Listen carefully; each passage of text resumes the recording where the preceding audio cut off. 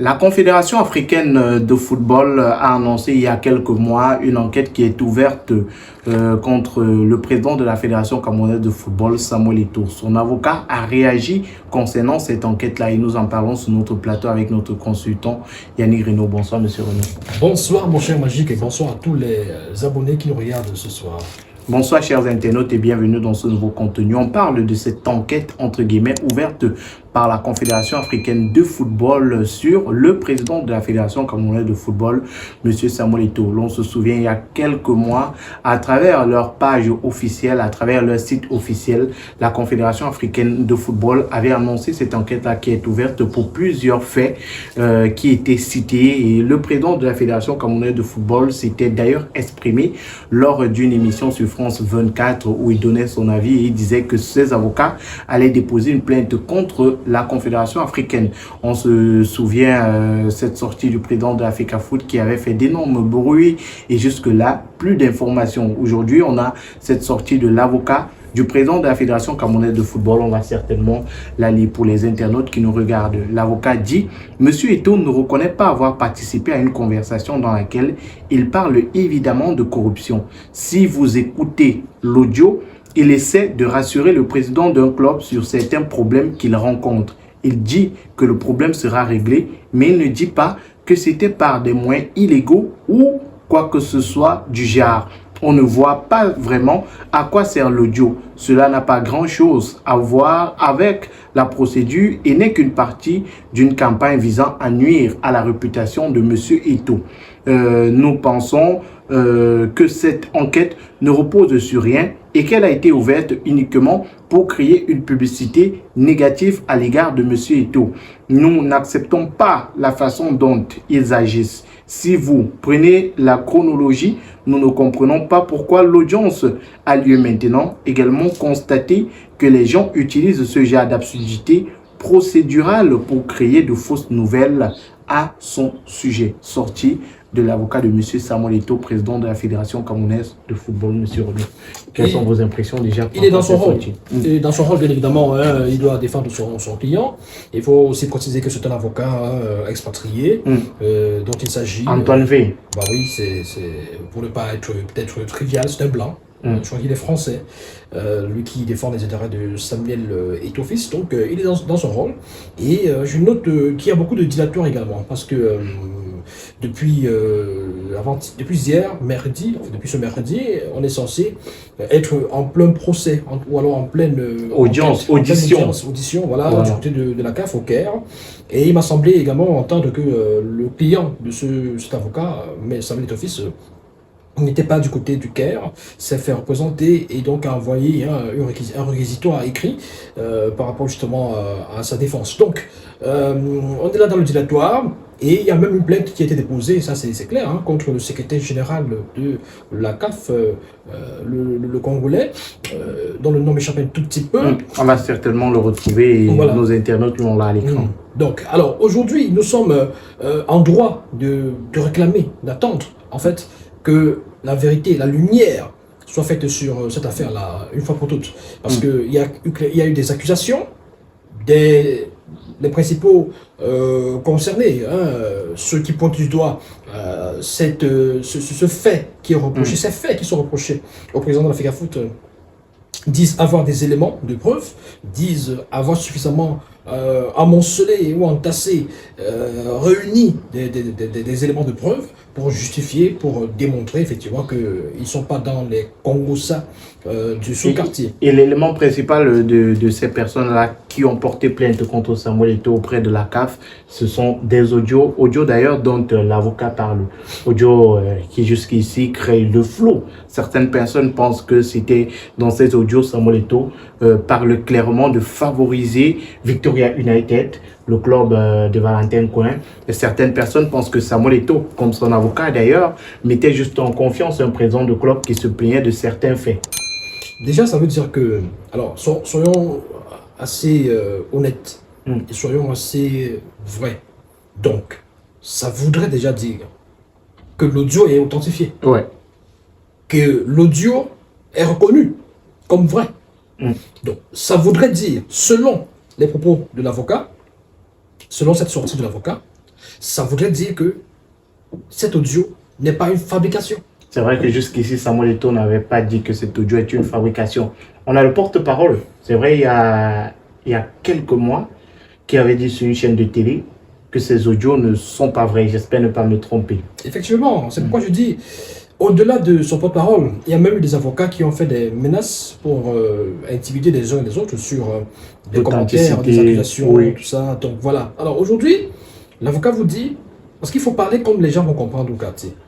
L'avocat vous dit, de façon indirecte là, en fait, dans l'audio là, Samuel Eto'o n'est pas en train de truquer les matchs. Il n'est pas en train de dire qu'il faut truquer les matchs, comme les gens la disent. Il est plutôt en train de dire au président de Popo que ouais, ça va aller, calme-toi, on va... Dès que je reviens, on va gérer ça. Je reviens au pays. Je vais convoquer l'arbitre. Voilà, je vais prendre des mesures pour que les gens arrêtent de s'en prendre à ton équipe. Parce que le président du club semble dire qu'il y aura une cabale en fait, contre son équipe de la part de certains arbitres et des présidents de ligue régionale et consorts. Voilà. Et le président de l'Africa Foot qui semble lui dire de se calmer et qui semble lui promettre qu'il prendra des mesures. Et il y a une autre chose qui saute aux yeux. Opopo va monter. C'est notre objectif. Et beaucoup d'internautes, beaucoup de personnes reviennent là-dessus. Et se demandent et s'interrogent sur le fait, sur cette phrase. Qu'est-ce que ça veut dire? Opopo va monter, c'est notre objectif. Donc, une fois qu'on écoute ça, et que on a même envie de disculper, entre guillemets, le président de l'Africa Foot, et que on a envie de dire que ce n'est pas lui, c'est faux. En fait, si les gens disent que c'est faux, que ce n'est pas vrai, que ce n'est pas lui, c'est parce qu'ils estiment que cet audio, le contenu de cet audio, n'est pas de nature à honorer qui que ce soit, que ce soit les deux protagonistes principalement. Donc, quand on a mis autant d'énergie à dire que cet audio n'est pas authentique, que c'est même un audio fabriqué, que ce n'est pas la voix de X ou de Y, quand on a passé le temps à vouloir démontrer que c'est une cabale, et qu'aujourd'hui, on donne l'impression que, on vous dit que, en fait, l'audio n'est pas faux, mais seulement que dans l'audio, il ne voulait pas, il n'a jamais dit qu'il va truquer les matchs. Il a seulement dit qu'il voulait seulement calmer le concerné. Donc, ça veut dire que pendant un certain temps, une partie de l'opinion a été un peu manipulée. Et que moi, j'aimerais que... Mais est-ce que vous pensez que ceux qui ont manipulé cette partie de l'opinion-là ont été envoyés par le camp Africa Foot pour manipuler l'opinion?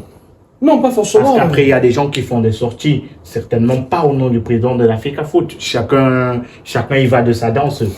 Oui, chacun y va de sa danse. Vous savez, et c'est pourquoi Ce sont parfois des actions personnelles. J'ai envie de dire à certaines personnes qui font des choses dans le sens de défendre Samuel Eto'o, le président de l'Africa Foot, que peut-être ces personnes ne l'aident pas forcément. Il faudrait que... Et c'est pourquoi moi j'aurais souhaité voir des gens, j'aurais souhaité voir des avocats de Samuel Eto'o par exemple faire des sorties pour condamner par exemple des gens qui prennent la parole en son nom. C'est terrible parce qu'il y en a qui font des sorties catastrophiques, qui disent des choses et qui par la suite sont démenties ou sont démontrées fausses. Et ça ne nomme pas forcément le président de l'Africa Foot. Que diront tous ces gens qui ont mis tant d'énergie à dire que l'audio n'est pas vrai? Qu'est-ce que ces gens vont dire? Voilà. Aujourd'hui, l'avocat vous dit que, en fait, dans l'audio, il n'a jamais été question de... Le trucage de match. Voilà. Mais monsieur Renaud, aujourd'hui, on connaît la qualité du Victoria United sur le terrain est avérée. Est-ce que vous pensez que Victoria United aurait eu besoin d'un coup de pouce de la Fédération camerounaise de football pour accéder en première division à cette époque-là? Aujourd'hui, on le voit sur les stades avec des jeunes brillants, Richmondi, Nathan Douala et toute cette équipe-là qui fait des merveilles. Tout le public camerounais est d'accord sur la qualité de cette équipe. Est-ce qu'ils auraient eu besoin d'un coup de pouce? Ils sont à un match de gagner le championnat camerounais aujourd'hui. Est-ce que la Juventus de 2006 aurait forcément eu besoin des matchs truqués pour être champion? Je ne sais pas. Est-ce que... Vous savez, le phénomène de match truqué ne date pas d'aujourd'hui et ça n'obéit pas forcément à une certaine logique rationnelle, cartésienne. du genre, nous sommes forts, on n'a pas besoin de truquer. Non, pas par moment, dans certaines situations, certaines circonstances, ça peut se faire. Vous voyez par exemple aujourd'hui là, avec ces derniers matchs qui vont se dérouler. Ouais. C'est des circonstances, par exemple, très favorables pour des négociations et pour des marchandages. Ouais. Coton Sport qui espère un faux pas de Victoria United et s'imposer. Stade Renard qui va jouer, je crois, contre Victoria United. Oui, qui voilà. Il y a autant de choses comme ça là, mais il faudrait que Victoria United fasse peut-être un match nul ou une victoire pour être champion. Un match nul suffirait. S'ils perdent face à la Stade Renard, voilà, peut-être que c'est relancé. Combiné à une victoire de Coton Sport. Est-ce que vous savez que Coton Sport peut donc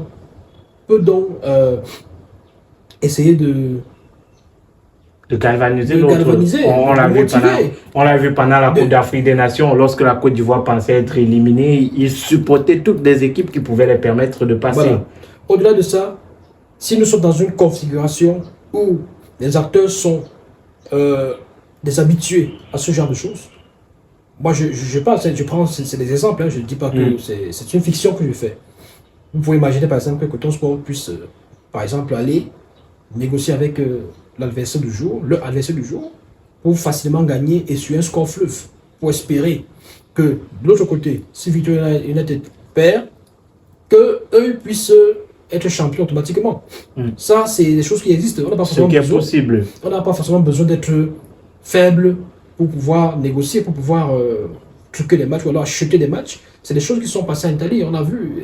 Et on se rend compte seulement quand c'est passé, et des enquêtes sont menées, et puis frappent les concernés. Donc, il y a beaucoup de clubs en Italie qui ont été relégués, qui ont été frappés de suspension, frappés de retrait de points à cause des phénomènes de matchs truqués. Mais oui, et c'est ce qui est possible. Et d'ailleurs, il y a eu plusieurs accusations, que ce soit avant et peut-être même après Samuel Eto'o.